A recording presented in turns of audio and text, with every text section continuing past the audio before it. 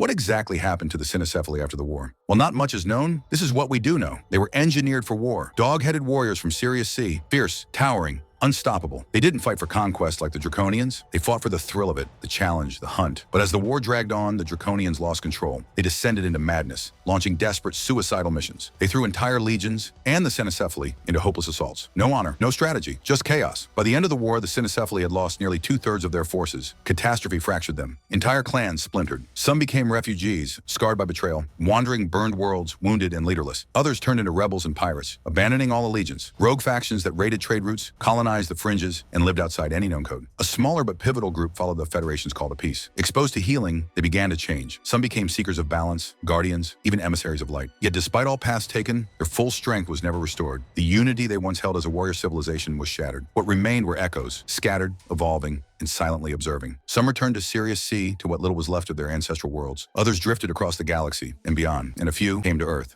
How many? We don't know, but the signs are there. In ancient Egypt, they appear as Anubis, guardian of the dead. Among the Dogon of Mali, detailed oral traditions describe beings from the Sirius star system, the Nomo, who were said to descend from the heavens to teach them sacred knowledge. In early Russian folklore, strange records speak of upright, dog-headed beings roaming the Ural Mountains. And in modern times, they reappear in cryptid lore, like the Michigan Dogman, first reported in Wexford County in 1887, and again near Manistee and Allegan through the 20th century. As the Galactic Federation spread its mission of healing across post-war systems, they didn't just rebuild cities, they focused on healing the soul, restoring the fractured energy of species shattered by centuries of conflict. The Cynocephali were among the most broken. Federation healers worked with what was left of their clans, using harmonic resonance, quantum memory clearing, and light-frequency therapy to help purge the trauma of war. They were taught how to process rage without violence, how to honor their warrior spirit through discipline, not destruction. Some were taken to temples of light in the Pleiades or Andromeda, sacred zones of silence, where ancient beings taught the Cynocephali how to reconnect to their origin frequency, not as weapons, but as souls.